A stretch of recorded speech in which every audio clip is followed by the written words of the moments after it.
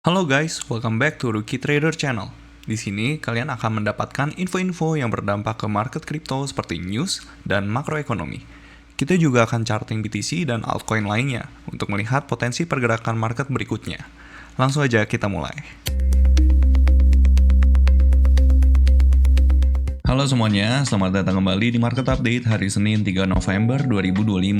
Sebelum kita masuk ke pembahasan, gue mau info kalau kita akan ngadain live streaming ketika ada video update harian seperti ini yang like-nya mencapai 100. Supaya gue tahu antusias teman-teman dan gue juga jadi semakin semangat ke depannya ya. Semoga bisa tercapai 100 likes-nya. Langsung kita ke pembahasan. Oke, setelah membahas drama The Fed dan euforia meetingnya Trump dan Xi, sekarang kita fokus nih ke kalender ekonomi untuk pekan ini. Jangan biarkan headline politik mengalihkan perhatian kita dari data ekonomi US yang sebenarnya akan menggerakkan pasar dan juga menggerakkan The Fed. Karena government US masih shutdown, mungkin ini beberapa data yang perlu kita lihat untuk kita tahu soal kesehatan ekonomi US sekarang ya. Yang pertama itu di hari ini jam 10 malam ini akan ada dua laporan PMI besar, yaitu ada S&P Global dan ISM Manufacturing PMI. Sektor manufaktur US menurut laporan terakhir ISM masih berada di wilayah kontraksi di bawah 50 nih, di angka 49,1. Nah, ini kan forecastnya 49,2, ada kenaikan sedikit banget tapi nggak terlalu berpengaruh sebenarnya. Jadi nanti kita lihat aja untuk actualnya itu berapa. Kalau misalnya hari ini datanya itu kembali melemah, itu akan menguatkan argumennya Christopher Waller yang meminta rate cut di Desember. Sebaliknya, jika ISM PMI tiba-tiba melompat di atas 50 atau S&P PMI melonjak, itu bisa melemahkan narasi dovish dan kembali mendukung Powell bahwa Desember itu belum tentu ada rate cut. Jadi apa yang dilihat pasar? Pasar akan mencermati New Orders Index. Jika pesanan baru membaik, itu sinyal permintaan masa depan kuat. Jika lemah, saham industri akan tertekan dan risk off bisa muncul. Dampaknya ke pasar, kalau PMI kuat, mendukung USD dan yield obligasi itu naik, buruk untuk argumen rate cut di Desember. Tapi kalau misalnya PMI itu melemah, itu bisa menekan USD dan yield obligasi itu turun, mendukung argumen dovish dan mempercepat ekspektasi rate cut untuk The Fed. Terus kita langsung lanjut ke hari Rabunya, karena kemungkinan untuk data JOLTS itu nggak keluar ya, karena kan masih government shutdown. Terus kita lihat di hari Rabu. Nah, untuk hari Rabu ini bisa dibilang hari terbesar dengan rilis data menyentuh inti ekonomi US, yaitu pasar tenaga kerja dan sektor jasa.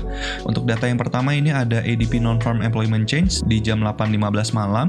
ADP ini adalah sinyal awal untuk NFP ya. Laporan terakhir sangat mengejutkan dengan penurunan 32.000 tenaga kerja. Ini kan minus 32K nih. Ini merupakan kontraksi terbesar sejak Maret 2023. Jika ADP kembali lemah atau negatif, ini adalah bukti terkuat yang dimiliki Waller bahwa pasar tenaga kerja melemah dan The Fed harus segera bertindak. Tapi kalau misalnya ADP-nya itu kuat, itu bisa menaikkan yield obligasi dan mendukung USD atau USD-nya itu bisa menguat. ADP yang lemah itu akan menekan USD dan memicu rally di obligasi, yaitu yield-nya itu turun, memperkuat argumen dovish. Kalau misalnya di sini forecast-nya itu ada kenaikan ya. Ada kenaikan 28.000 tapi bisa dibilang ini kenaikannya juga masih kecil banget ya. Jadi kayak kita masih bisa beracuan ke sini karena kalau misalnya angkanya rilis segini pun itu masih bisa dibilang The Fed itu masih bisa dovish gitu. Jadi kita lihat aja apakah rilis data actualnya itu di atas ini atau di bawah ini. Kalau misalnya di bawah ini itu bagus ya, buat risk on asset itu bagus. Terus habis itu kita akan keluar data ISM dari bidang jasa ya, S&P dan ISM Services PMI.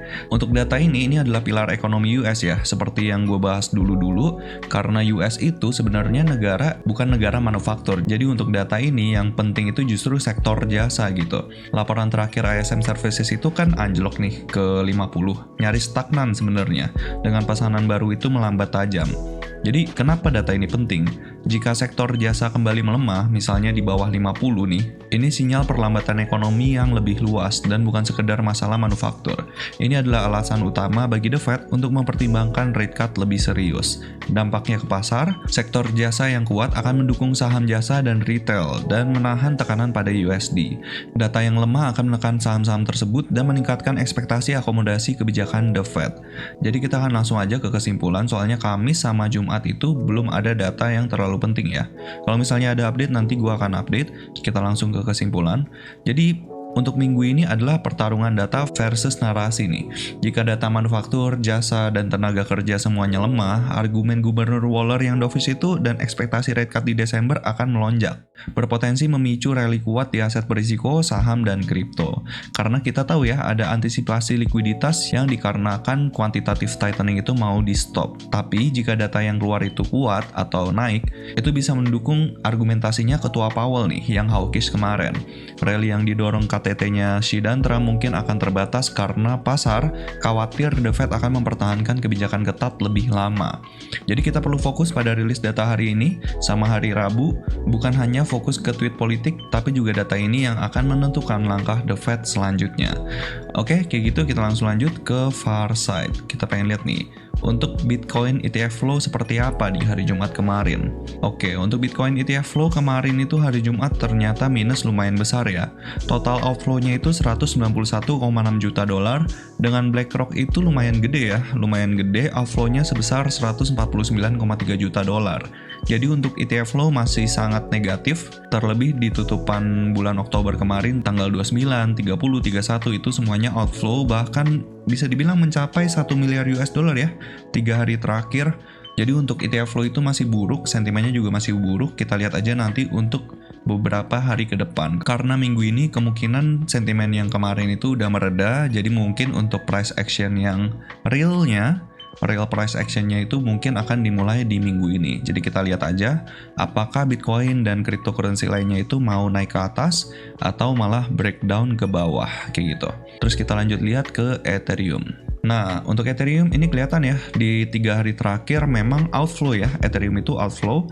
Di tanggal 31 Oktober kemarin, di hari Jumat, itu outflow-nya sebesar 98,2 juta dolar. Bisa dibilang ini outflow-nya nggak sebesar Bitcoin, tapi tetap aja outflow ya. Dan untuk tanggal 29, 30, 31, ini memang outflow, tapi bisa dibilang outflow-nya nggak sebesar Bitcoin nih. Jadi nggak tahu nih, entah ini berita yang bagus atau berita yang buruk, tapi yang pasti ini outflow ya. Yang pasti ini outflow, bukan berita yang bagus. Tapi kita bisa lihat bahwa pelaku ETF itu jualannya nggak seagresif mereka jualan Bitcoin gitu. Jadi mungkin aja ada harapan untuk Ethereum, mungkin money flow itu akan mulai masuk ke Ethereum ketika money flow dari stocks US, terus habis itu mulai masuk ke Bitcoin. Nah setelah itu baru kemungkinan besar money flow bisa masuk ke Ethereum. Itu sih pandangan gue pribadi soal Ethereum, tapi kita bisa lihat ya dari sentimen ETF itu masih belum menunjukkan adanya inflow dan belum bisa menimbulkan sentimen positif untuk ETF-nya Ethereum. Jadi mungkin nanti kita akan lihat dari price action-nya, semoga bisa mendukung ya. Kayak gitu, oke, kita langsung lanjut aja ke price action. Oke, karena request untuk bahas altcoins-nya lumayan banyak, jadi kita mungkin akan langsung bahas ke Bitcoin ya. Jadi langsung ke Bitcoin, terus langsung kita bahas ke altcoins. Kita akan bahas dulu dari Bitcoin. Oke, untuk Bitcoin mungkin kita mulai dari daily time frame dulu ya. Dari daily time frame ini still bullish ya, jadi kita hapus dulu proyeksi kita kemarin. Untuk daily time frame dia masih bullish, ini adalah demand terakhir dan dia beneran masih mantul di situ gitu. Per sekarang kondisinya dia benar-benar masih konsolidasi aja. Jadi untuk higher time frame nggak banyak yang bisa kita bahas, mungkin kita bahas dari lower time frame aja nih. Dari lower time frame, secara 4 hour dia masih bearish, ini internal structure-nya, dia creating lower low, dia breakout structure, terus habis itu dia retest ke supply 4 hour ini, dia ada liquidity sweep ya, jadi dia berusaha untuk breakout tapi nggak mampu nih, jadi dia ke reject di sini, retest, terus habis itu lanjut penurunan. Kalau dari 1 hour-nya, di sini kelihatan ya, dia itu udah bearish semenjak di sini nih. Ini semenjak dia bearish di sini, ini adalah pullback terakhir untuk 1 hour-nya. Jadi ini struktur terakhir dan kemudian dia retest lagi nih ke struktur ini. Dia udah retest di sini dan dia masih ketahan dari supply 1 hour ini. Jadi dia beneran masih bearish dan weekend kita tahu ya. Weekend kemarin kita juga udah bahas kemungkinan dia konsolidasi itu besar. Jadi dia beneran konsolidasi aja nih. Walaupun strukturnya bearish, tapi dia masih belum kemana-mana. Dia masih bergerak di dalam swing ini nih. Kayak gitu. Kalau misalnya kita lihat di sini kemungkinan dia rejection itu masih kuat ya. Karena di sini dia udah pernah retest kali, terus habis itu dia retest lagi di sini. Jadi kemungkinan kalau misalnya dia rejection kayak gini itu sangat wajar sekali ya. Kayak gitu. Tapi harapannya dia bisa breakout dari supply 1 hour ini gitu. Kenapa? Karena di sini struktur internalnya. Kalau struktur internalnya aja bearish, gimana kita mau ngelihat struktur eksternalnya bullish ya kan? Karena kita tahu internal structure creates external structure kayak gitu. Jadi harapannya untuk PR pertamanya dulu dia harus bisa breakout dari supply 1 hour ini. Ekspektasinya mungkin New York Session nanti malam bisa menimbulkan breakout ini, tapi nggak tahu juga. Mungkin ekspektasinya masih bisa konsolidasi lagi nih. Sebelum akhirnya ada katalis yang bisa membuat Bitcoin itu breakout ke atas. Tapi bisa nggak dia breakdown ke bawah? Ya, masih ada kemungkinan itu ya. Masih ada kemungkinan dia bisa breakdown ke bawah. Tapi unlikely ya, karena kita tahu saham US itu masih kenceng ke atas gitu. Kalau misalnya kita lihat, nah, dia masih berada di area atas. Mungkin dia konsolidasi untuk bisa breakout, kita nggak tahu. Tapi kalau misalnya kita lihat dari sentimen risk on asset, itu still good ya. Masih bagus, jadi menurut gua nggak usah terlalu khawatir. Mungkin kita lihat ke emas dikit. Oke, untuk emas ini kelihatan ya, dia udah breakdown secara 4 hour, dia udah MSS2 bearish. Mungkin ini adalah sinyal yang lumayan positif ya buat risk on asset karena safe haven itu mulai breakdown dari demand 4 hour ini. Mungkin akan ada money flow yang akan masuk ke risk on asset. Kayak gitu, dikit aja pembahasan untuk emas. Kita langsung bahas ke Ethereum ya, karena kita tahu Bitcoin itu masih konsolidasi, jadi kita tunggu aja either dia bisa breakout ke atas atau konsolidasi kayak gitu. Tapi ingat, tetap ada kemungkinan dia bisa breakdown ke bawah. Oke, terus kita langsung lanjut ke Ethereum. Oke, untuk Ethereum dia beneran cuman konsolidasi ya. Beneran cuman konsolidasi dan kelihatan ya, dia sama kayak Bitcoin, dia beneran ketahan di supply 1 hour ini.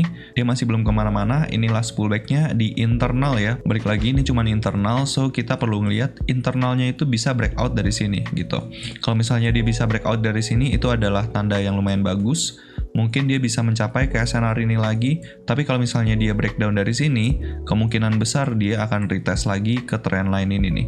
Karena trendline ini itu trendline di gambaran besar ya. Kalau misalnya kita lihat di sini nih, dia kan secara eksternal sebenarnya di daily time frame itu dia still bullish. Ini adalah demand daily terakhirnya sebelum dia menciptakan higher high. Setelah dia menciptakan higher high, dia itu konsolidasi di channeling ini nih. Dia channeling di sini, terus habis itu dia masih berada di batas bawahnya. Mungkin aja dari sini dia bisa melakukan pemantulan gitu. Jadi nanti kita lihat aja apakah dia beneran berhasil untuk mantul dari sini. Tapi dari pergerakan kemarin ya, weekend ini bisa dibilang dia benar-benar cuma naiknya itu terbatas ya. Dia naik ke sini tapi belum mampu untuk naiknya secara signifikan gitu. Jadi kita lihat aja nanti ketika ada pergerakan yang jelas ya, karena di sini dia cuma konsolidasi aja kayak gitu. Mungkin warningnya kita bisa lihat level ini. Kalau misalnya dia beneran sampai ke sini lagi, itu tandanya ada pelemahan momentum ya. Even dari level sini itu dia nggak mampu untuk creating higher high gitu. Jadi itu lumayan warning buat kita. Kemungkinan buyers di sini itu kekurangan kekuatan. Mungkin dia butuh cari lower low lagi sebelum akhirnya dia mantul. Nah, harapannya sih sebenarnya dia beneran bisa mantul ya. Tapi kalau misalnya di sini nggak mampu, ya udah berarti mungkin aja dia butuh level lebih rendah gitu. Kayak gitu ya, karena sejalan juga ya sama Bitcoin Dominance kan sampai sekarang pun masih naik perlahan gitu.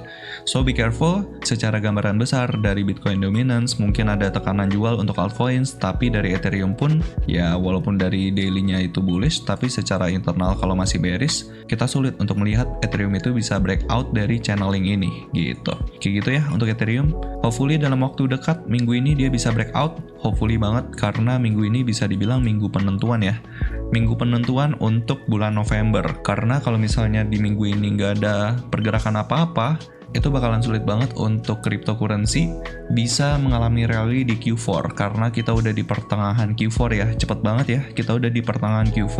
Kalau di pertengahan Q4 ini aja belum ada price action yang bisa bikin retail gitu kembali ke cryptocurrency, itu bakalan sulit untuk kita ngelihat Q4 rally gitu di crypto. Jadi kita perlu pantau apakah beneran ada Q4 rally atau enggak, ditentukan dari minggu ini. Terutama di tanggal 5 November ya. Karena 5 November itu full moon. Full moon itu biasanya di price action di risk on asset itu biasanya ada pemantulan atau bullish ya. Biasanya itu price actionnya bullish untuk cryptocurrency. Dan kalau misalnya kalian nggak percaya soal full moon, new moon itu nggak apa-apa. Ini cuma salah satu indikator yang biasanya dipakai sama orang-orang yang memanfaatkan momentum di full moon dan new moon gitu. Gue sendiri gue lebih percaya price action ya. Tapi kalau misalnya kita coba open minded gitu, kita lihat pergerakannya pada saat full moon, pada saat new moon, mungkin ada korelasinya, tapi gue sendiri nggak tahu, jadi kita lihat aja nanti pergerakannya ketika 5 November ya. Hopefully di 5 November bakalan ada pemantulan. Kalau misalnya ada ya berarti lumayan akurat ya untuk moon phase ini. Jadi kita lihat aja nanti 5 November. Sekarang tanggal berapa? Sekarang tanggal 3 November, jadi mungkin 2 hari lagi ada pump. Nggak tahu ya, semoga beneran ada. Kalau dari moon phase sih gitu ya. Jadi kita lihat aja nanti di tanggal 5 November. Oke, kita lanjut lihat price action. Oke, sekarang kita langsung lanjut aja ke pergerakannya TAO, karena ada yang request ya, TAO bang. Oke, untuk TAO kita lihat pergerakannya dari sini aja ya. Dari chartnya perpetualnya Bybit. Karena biasanya gua trading di Bybit ya. Semoga ada setup untuk TAO. Oke, terakhir kita bahas TAO itu price action-nya masih di sini ya. Jadi dia mantul kencang dari kapitulasi kemarin, terus habis itu ternyata dia breakout nih. Ternyata dia breakout structure dari sini dan dia beneran sesuai sama proyeksi kita ya. Dari sini dia naik, terus habis itu mungkin dalam waktu dekat dia bisa retest ke supply weekly ini. Kita bahas dulu dari weekly time frame. Secara weekly time frame dia beneran bearish ya. Karena di sini last pullback-nya dia creating higher high, terus dia mampu closing di bawah demand weekly ini. Tapi secara gambaran besar pun ya sebenarnya dia cuman konsolidasi aja gitu. Ini satu candle-nya itu 1 minggu ya, weekly time frame gitu. Jadi ini gambaran besar banget, time frame yang benar-benar panjang. Jadi mungkin aja supply weekly ini bakalan ngasih tekanan jual buat TAO. Jadi be careful ya, jangan agresif.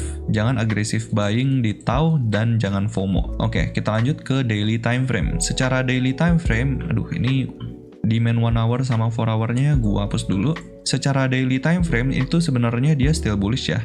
Dia still bullish. Ini adalah demand terakhirnya nih. Jadi bisa dilihat di sini, dia kan bikin lower low di sini. Dia di sini bikin lower low, dia pullback, terus habis itu bikin lower low. Dan semenjak di sini dia itu bullish gitu. Dia bullish, terus habis itu dia creating higher high. Jadi range tradingnya selama ini tuh di sini. Nah, langsung kelihatan ya. Oh, ternyata dia selama ini bergerak di situ-situ aja gitu. Nah, pas lagi dia bergerak di situ-situ aja, gue udah tandain area OTI-nya nih.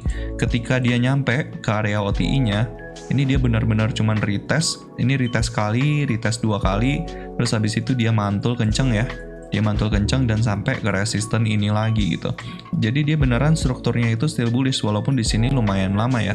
Lumayan lama banget dia pergerakannya di sini. Dari sini ke sini itu pergerakannya 153 hari. Ini orang-orang yang nge-hold TAO di sini, ini baru beneran diamond hand ya, 153 hari bergerak di sini-sini aja, terus baru sekarang nyampe ke batas atas lagi nih. Tapi sekarang kalau misalnya kita lihat dari daily time frame, ketika dia nyampe nih, TAO nyampe ke batas atas, ini ada candle yang lumayan buruk ya, jadi dia sempat naik ke atas, tapi langsung dibawa turun sama sellersnya sampai akhirnya closingnya itu di bawah sini nih. Kalau misalnya secara narasi berarti TAO itu sellersnya lumayan agresif ya, jadi kayak dia mau berusaha untuk bikin fake breakout, terus habis itu mungkin aja dia mau turun lebih jauh gitu. Tapi kita nggak tahu, kita lihat dari lower time frame-nya. Oke, kalau misalnya dari lower time frame di sini di 4 hour ini obviously bullish ya. Ini coba kita hapus dulu. Oke, obviously bullish ya. Di sini kita bisa tandain ini demand 4 hour-nya.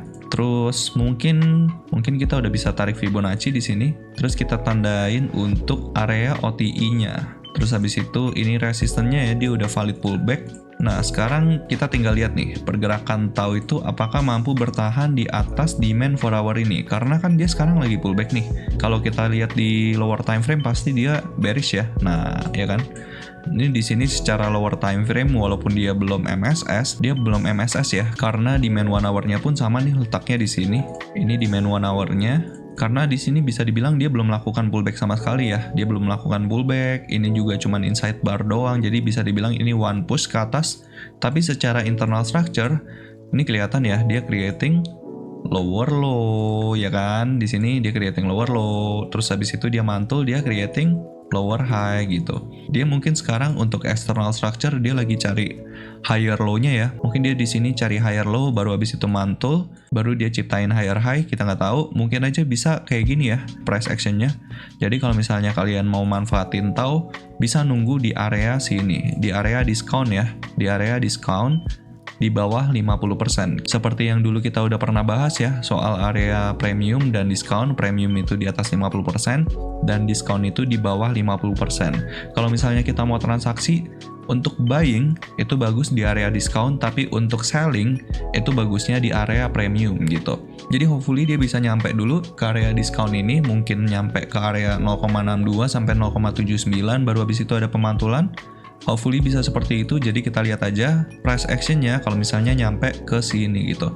Kalau misalnya di lower time frame-nya ada MSS gitu, dari bearish ke bullish, ini kan sekarang di internalnya itu masih bearish ya.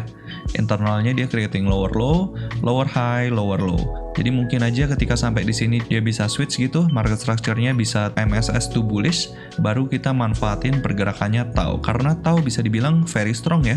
Beda sama altcoins lainnya, di saat altcoins lainnya itu tertekan, justru TAU itu dia creating higher high terus ya. Jadi lumayan bagus sebenarnya. Hopefully bisa ada pemantulan di area sini gitu. Jadi kita tunggu aja price actionnya ketika nyampe ke area discount dulu. Terus targetnya kemana bang? Untuk target penguatannya bisa kita tunggu di supply weekly ini. Supply weekly ini di angka 564-an ya, di area sini, di area 560-an. Jadi kalau misalnya udah nyampe ke area 560-an, mungkin itu adalah tempat yang bagus untuk mulai exit perlahan gitu. Mulai take profit partial boleh, terus habis itu kita baru out seluruhnya, misalnya kalau misalnya 1 hour-nya itu udah back to bearish, misalnya kayak gitu. Oh iya, by the way kemarin ada yang kasih masukan ya, soal bang, tolong kalau misalnya bahas price action, sebutin juga harganya. Sebenarnya kalau misalnya untuk sebutin harganya gitu, gue juga lumayan sulit karena gue fokus ke price action-nya nih. Jadi biasanya ketika gue technical analysis, itu gue langsung lihat ke area sini nih, langsung lihat ke area sini gitu.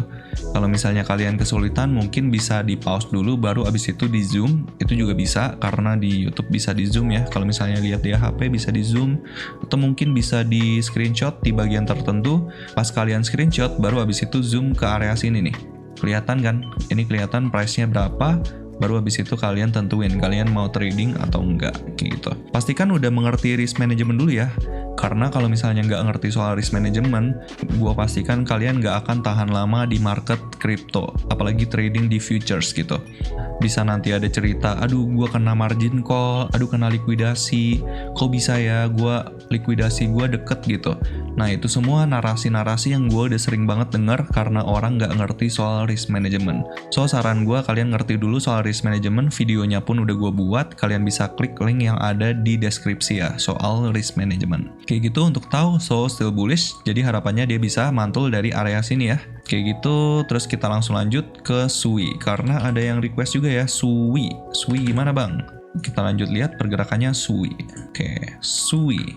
Wah, ini apa nih? Coba kita lihat dulu, itu kok ada setup? Apakah gua ada ketinggalan setup? Oh, nggak nyampe ya ternyata. Dulu kayaknya kita udah pernah bahas ini. Oke, karena ini udah nggak relevan, kita hapus aja. Tapi secara bias waktu itu bener ya, berarti secara bias dia creating higher high, jadi kita biasnya long, tapi ternyata mungkin nggak dikasih ya, nggak dikasih. Kita bahas dulu dari daily time frame. Oke, secara daily time frame dia itu masih belum kemana-mana ya, dia belum kemana-mana, dia di sini creating lower low nih, terus MSS to bullish, sekarang dia lagi approaching ke harga krusialnya di sini. Ini demand daily secara eksternal ya. Secara eksternal karena di sini dia MSS to bullish-nya itu di sini gitu. Dan dari gambaran besar sebelumnya pun sebenarnya di sini gitu. Sebenarnya di sini dia udah retest, dia mampu MSS di internalnya, dan sekarang dia lagi ada dalam tekanan jual lagi. Ini lumayan buruk ya, lumayan buruk price action-nya, jadi dia beneran cuman konsolidasi aja di sini. Tapi kabar baiknya dia lagi ada di discount area. Nah, di sini kelihatan ya, dia beneran lagi ada di discount area. Bahkan dia sekarang lagi di area OT ini, Optimal Trade Entry. Jadi ya ini sebenarnya area yang bagus untuk cicil beli, tapi risknya lumayan gede ya, risknya itu 24% gitu. Kalau misalnya SUI itu closing di bawah sini, di bawah 1,7 itu bisa diconsider untuk cut loss kayak gitu. Dan penurunannya dari harga sekarang ke 1,7 itu lumayan gede ya, lumayan gede di 25%-an. Jadi menurut gue ini resikonya lumayan gede karena kita tahu ya dari gambaran besar pun SUI dari 2023 dia udah sempat naik nih, terus habis itu 2024 dia naik lagi. Kalau misalnya dari 2024 aja, misalnya dari sini ya, ke topnya sini itu naiknya 550%. Kalau ke harga sekarang itu masih 181% gitu. Jadi orang-orang yang beli di sini itu masih cuan 181%, even SUI sekarang price actionnya seperti ini gitu. Jadi be careful kalau misalnya kalian punya barang, kalian harus punya planning nih. Kalau misalnya SUI itu beneran bisa closing di bawah sini, itu beneran nggak bagus ya, karena daily-nya itu back to bearish dan dia cenderung bakalan bikin lower low lagi. Tapi kan gue tadi bilang ya, ini sebenarnya area yang bagus untuk melakukan pembelian, cicil beli. Tapi ada skenario yang lebih bagus lagi. Nih gue kasih tahu ya, skenario yang lebih bagus lagi. Skenario yang lebih bagusnya lagi, itu kalau misalnya SUI di lower time frame-nya, dia berhasil kayak gini nih. Nah, kalau di lower time frame-nya seperti ini, itu resikonya kita bisa kecilin banget nih. Misalnya kayak gini nih, dia kan MSS tuh bullish nih, misalnya di 4 hour-nya. Nah, ketika pullback, itu adalah skenario terbaik untuk kita melakukan pembelian di SUI gitu. Jadi kita tunggu di 4 hour time frame-nya, dia back to bullish dulu, baru habis itu kita melakukan pemanfaatan di SUI. Jadi mungkin aja dia bisa back to bullish dulu di lower time frame-nya, baru kita tunggu pullback-nya, kayak gitu. Karena even sekarang di lower time frame-nya pun kelihatan ya, di lower time frame-nya dia still bearish gitu. Dia masih belum mampu untuk creating momentum untuk bullish-nya itu bisa taking control. Jadi still bearish untuk lower time frame-nya di 4 hour, 1 hour, dia still bearish gitu. Kalau misalnya SUI berhasil nih breakdown dari support ini kan support terakhir nih. Support terakhir, tapi supportnya ini dalam kondisi tren yang bearish ya. Jadi expecting dia bisa break off structure dari sini, baru nanti untuk supply-nya itu kita bisa pindahin ke area sini gitu. Jadi kita lihat aja ya nanti untuk pergerakan berikutnya seperti apa. Kayak gitu untuk SUI. Terus kita langsung lanjut ke AVNT. Banyak ya hari ini pembahasan altcoins-nya. Mungkin kalau misalnya likes video ini nyampe ke 100 gitu, nanti mungkin kita bisa bikin live streaming khusus untuk bahas altcoins yang kalian mau request nih, ya kan? Bisa aja kayak gitu. Oke, AVNT kita bahas dulu dari daily. Ini lumayan baru koinnya. Koinnya itu muncul di September ya, September 2025. Ini kita tandain dulu area krusialnya. Ini area krusial secara daily karena datanya itu nggak banyak, jadi mungkin gua akan tandain lowest point sama highest point-nya. Karena pergerakannya itu ke atas, jadi mungkin kita bisa ambil biasnya itu untuk daily itu still bullish ya. Kayak gitu. Terus kita langsung lanjut aja ke 4 hour. Oke, secara 4 hour pun di sini dia cuman internal ya. Cuman internal, balik lagi. Internalnya itu dia udah bearish di sini. Kalau misalnya kita mau tandain mungkin dia udah MSS di sini. Karena di sini cuman internal jadi lumayan ambigu ya. Oke, di sini dia pullback juga. Apakah dia berhasil MSS? Enggak ya, dia nggak berhasil MSS, jadi pergerakannya masih di area sini nih. Pergerakannya masih di area sini. Kita tunggu aja apakah dia breakdown. Ini harga yang krusialnya di 0,566. Kalau misalnya dia beneran breakdown dari sini, expecting lower low ya. Mungkin aja dia bisa creating lower low dari sini. Kayak gitu. Mungkin kalau misalnya dia breakdown dari sini, expecting lower low. Tapi kalau misalnya dia nggak breakdown dari sini, expecting dia mantul dari sini dan ya mungkin lanjut konsolidasi lagi gitu. Dan untuk konfirmasinya kita perlu lihat closing candle 4 hour di bawah sini nih, di bawah 0,56, atau kalau misalnya dia mau breakout, konfirmasinya itu ada di sini di harga 0,9. Jadi kalau misalnya dia mau breakout, itu konfirmasinya di 0,9. Kalau secara market structure, itu 4 hour-nya itu sebenarnya dia bearish di eksternalnya, tapi di internalnya dia berhasil back to bullish nih di sini. Mungkin akan lebih jelas kalau di time frame 1 hour. Nah, untuk internal structure-nya kita bahas dari 1 hour aja ya. Untuk 1 hour-nya ini kelihatan jelas ya, dia cuman konsolidasi, dia bullish di sini, terus habis itu breakdown dari sini, dia bearish, terus bullish di sini. Jadi bisa dibilang dia konsolidasi aja, karena dia banyak MSS-nya gitu. Even di sini kelihatan jelas ya. Di sini dia berhasil breakout nih, even dia MSS to bullish di sini, terus habis itu MSS lagi to bearish di sini. Jadi ya cuman konsolidasi aja, kayak gitu. Pergerakannya cenderung melemah ya. Cenderung melemah. Kenapa gue bisa bilang melemah? Di sini kalian bisa lihat ya, di tengah-tengah sini, ini tuh ada garis tengahnya guys, di sini nih, middle line-nya. Nah, mungkin gue naikin sedikit opacity-nya, 70% kali ya. Nah, 70%. Nah, lebih kelihatan ya garis tengahnya. Di sini kan ada garis tengah nih, dari swing ini nih, swing terakhir. Kan sekarang pergerakannya masih di dalam swing ini. dia pernah bergerak di atas 50% swing ini area premiumnya, dia berusaha mempertahankan area premiumnya, terus habis itu breakdown. Ketika breakdown, dia retest lagi ke area tengahnya, area 50%, ini bisa dibilang equilibrium. Dia retest lagi ke equilibriumnya, terus habis itu rejection. Jadi sekarang kita tahu nih, oke, AVNT itu lagi lemah banget, even dia nggak berhasil untuk tembus area equilibriumnya nih, equilibrium dari swing ini. Nah, dari sini kita tahu momentumnya itu sangat lemah, jadi momentum bear-nya itu yang lagi taking control gitu. Kayak gitu ya. So, untuk AVNT still bearish, ada skenario bullish-nya nggak bang? Nah, coba kita lihat ya, skenario bullish-nya. Mungkin skenario bullish-nya kayak gini ya, ini kan dia masih bergerak di dalam swing besar ini nih. Dia masih koreksi, retracement-nya masih lumayan dalam, mungkin ekspektasinya dia bisa melakukan pemantulan lagi ketika dia nyampe ke demand daily ini. Nah, ketika nyampe ke sini, ini kan masih jauh banget ya, masih jauh banget, jadi menurut gue jangan terlalu agresif, 64% dari sini ke sini.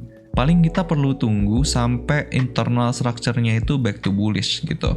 Per sekarang expecting lower low, tapi kalau misalnya nyampe sini kita expecting dia bisa MSS to bullish dulu gitu. Jadi kalau misalnya dia creating lower low, terus habis itu dia berhasil breakout dari lower high-nya, nah dari situ kita bisa cari entry gitu di pullback-nya, kayak gitu ya.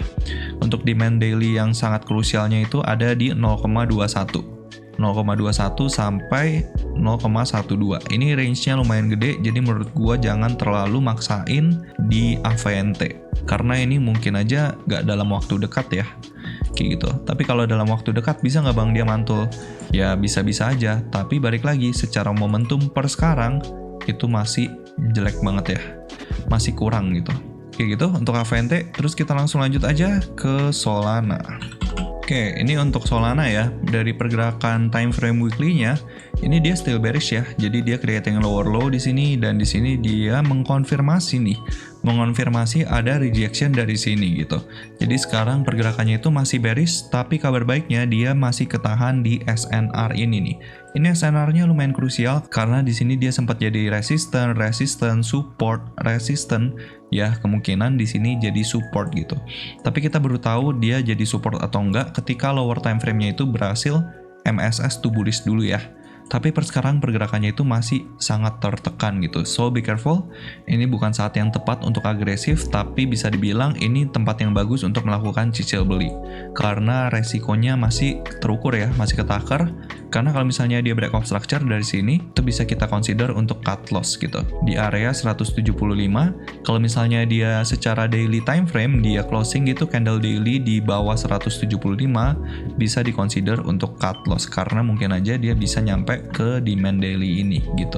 Demand daily-nya itu di kisaran 165 sampai 156. Kayak gitu ya. Itu tadi yang di bawah 175, itu POV-nya untuk SNR ya. Jadi kalau misalnya kalian memanfaatkan SNR, itu bisa consider area pentingnya itu di 175 kayak gitu. Tapi kalau secara structure ya still bearish, menurut gue jangan agresif ya, karena secara internal structure-nya pun dia still bearish. Coba kita lihat ke 4 hour-nya. Oke. Secara 4 hour, ini kita bisa lihat ya. Di sini kita udah proyeksiin mungkin dia bisa nyampe ke reject dari area sini, tapi sayangnya dia nggak mampu ya. Dia beneran nggak perlu nyampe ke area resistance ini, dia udah mengalami rejection, bahkan dia udah creating lower low di lower time frame-nya. Jadi secara 4 hour nggak banyak yang bisa kita bahas, still bearish. Dan untuk 1 hour-nya pun dia still bearish, karena di internal structure-nya, nih di sini kelihatan ya, dia udah MSS to bearish di sini. Dia mencoba berusaha banget untuk mantul dari sini, dari demand 1 hour-nya, mencoba mantul, nggak berhasil mantul. Karena di sini resistennya masih fresh banget, resistennya masih belum ke retest sama sekali, tapi dia udah mengalami rejection. Jadi untuk 1 hour-nya dia udah berhasil back to bearish, dan untuk area krusialnya itu di sini, di 199 sampai 201. Ini area krusialnya untuk 1 hour. Jadi kalau misalnya dia mau bullish, dia harus bisa take out supply ini. Tapi karena di sini lumayan jauh, expecting dia creating lower low dulu deh. Kalau misalnya dia creating lower low dari sekarang, misalnya kayak gini. Nah, ketika dia MSS to bullish di sini, ini kan dia MSS to bullish nih. Dia creating lower low, terus habis itu ternyata habis itu dia bikin higher high. Nah, ketika di sini baru tuh kita dapat konfirmasi, oke, Solana udah mau MSS to bullish, jadi kita bisa cari entry-nya ketika dia pullback, kayak gitu ya. Tapi karena belum kejadian, kita hapus aja dulu. Untuk sekarang dia masih konsolidasi di area sini-sini aja. Kayak gitu ya, untuk Solana nggak banyak yang bisa kita bahas, kita langsung lanjut aja ke Merl. Ini terakhir ya. Ini altcoins terakhir yang akan kita bahas. Jujur ini gue belum pernah analisa sama sekali ya. Beneran from scratch, karena gue belum pernah analisa Merl sama sekali. Oke, di sini dia bearish secara time frame weekly. Ini adalah supply-nya, dia habis retest ke supply weekly ini. Jadi ini bukan tempat yang bagus untuk melakukan pembelian karena kita tahu kita lagi di area premium ya. Ini beneran area premium. Sekarang kita bahas langsung ke daily-nya. Oke, secara daily ini kelihatan ya dia habis akumulasi ya di sini. Kenapa gue bilang akumulasi? Karena dia berhasil breakout dari channeling ini, ya kan? Dia channeling di sini, terus habis itu dia breakout. Jadi kita tahu ini adalah fase akumulasi kayak gitu. Oke, kayak gitu. Dan secara daily dia udah MSS to bullish ya. Sejak kapan MSS to bullish-nya? Semenjak di sini. Dan ini supply daily-nya lumayan jauh ya, makanya di sini dia lumayan struggling. Jadi mungkin kita akan bahas dari internal structure-nya aja. Secara internal structure ini demand daily-nya itu sangat jauh ya. Jadi menurut gue jangan FOMO di sini, jangan FOMO seriusan deh. Karena dia lagi di area supply weekly ini. Jadi chance dia ke reject dari sini itu lebih gede dibandingkan dia bisa breakout dari sini. Kayak gitu. Karena kan kita tahu nih dari weekly time frame ini benar-benar fresh banget, belum di retest sama sekali, baru sekarang di retest gitu. Dan pergerakan dari sini ke sini itu 400%. Jadi menurut gua jangan agresif ya. Orang-orang yang beli di sini udah pasti melakukan taking profit di area sini gitu. Makanya di sini udah mulai ada tanda-tanda penjualan kan. Bahkan tutupan candle weekly kemarin itu bearish ya dengan penurunan 28% gitu. Bukan area yang bagus untuk melakukan pembelian. Dan kita lanjut aja ke 4 hour time frame-nya. Oke, secara 4 hour time frame ini lumayan mengkhawatirkan ya karena dia udah back to bearish di sini. Di sini dia back to bearish, malah justru peluang untuk shorting ya. Ini adalah supply-nya. Mungkin dalam waktu dekat dia bisa breakdown dari sini. Tapi nggak tahu juga, kita lihat aja nanti price action-nya seperti apa. Karena dia secara structure dia udah back to bearish gitu. Dia creating high, higher low, higher high ya kan. Ini adalah trend bullish. Tapi semenjak dia breakdown dari higher low ini, dia jadi bearish kayak gitu. Jadi untuk area krusialnya di sini di supply 4 hour-nya, supply 4 hour-nya itu di angka 0,42 sampai 0,44. Terus kita lanjut ke 1 hour-nya. Oke, kalau dari 1 hour ini kelihatan ya. Dari 1 hour ini supply-nya jelas banget di sini. Dan ya, dia udah pullback sampai area premium, terus habis itu ada penurunan. Ya mungkin dalam waktu dekat dia bisa breakdown dari sini. Jadi expecting dia bisa breakdown ya dari sini. Mungkin kalau misalnya mau ambil tradingan di sini boleh nih. Cuman hati-hati ya guys, ini hari Senin. Jadi menurut gue jangan terlalu agresif gitu. Apalagi hari Senin itu kan pembukaan candle weekly tuh. Plus kita baru masuk ke bulan November, jadi mungkin bakalan ada volatilitas tambahan. Plus nanti kan juga ada data penting keluar. Jadi menurut gue jangan terlalu agresif. Pastikan menggunakan risk management yang proper. Jadi hopefully kalau misalnya dikasih, mungkin kita bisa follow up internal structure ini. Kayak gitu. Kayak gitu ya untuk update pembahasan hari ini. So that's gonna be the update. Thank you very much for the support untuk YouTube channel ini. Kalau kalian merasa terbantu dengan video ini, let me know di kolom komentar. Saya akan dengan senang hati terus membagikan informasi ke teman-teman sekalian. God bless you all and see you guys in the next update. Cheers, bye-bye. Dan kalau kalian memiliki request untuk charting altcoin tertentu atau punya pertanyaan seputar kripto dan market, kalian bisa langsung request di kolom komentar. Thank you sudah menonton video ini sampai akhir. Kalau kalian merasa video ini bermanfaat, kalian bisa like, nyalakan notifikasi, dan pastinya subscribe ke channel ini. See you guys in the next video.